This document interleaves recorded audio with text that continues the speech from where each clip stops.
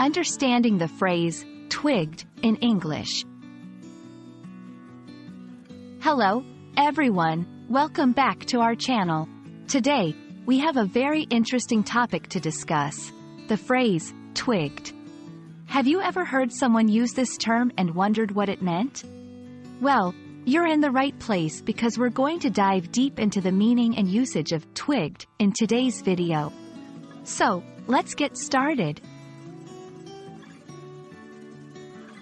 Twigged is a British slang term that is not very common, but it's quite interesting. It means to understand or realize something suddenly.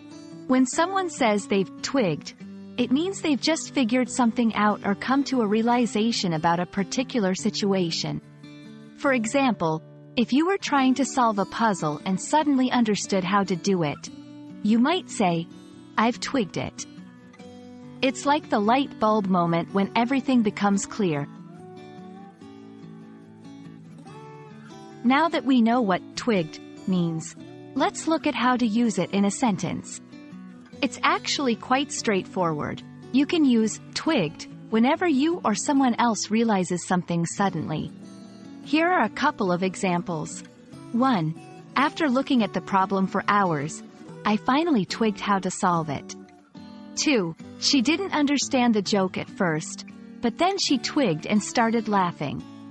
Notice that in both examples, twigged is used to describe a moment of sudden understanding or realization. You might be wondering where this quirky term comes from. Twigged is believed to be derived from the Old English word, twig, which means to understand or to observe. Over time, the meaning evolved, and twigged came to mean realizing or understanding something suddenly. Twigged is mostly used in British English, and it's considered to be quite informal.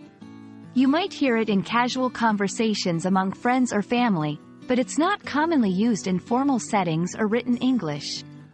It's also worth noting that because it's a bit of slang, it might not be understood by all English speakers, especially those who are not from the UK.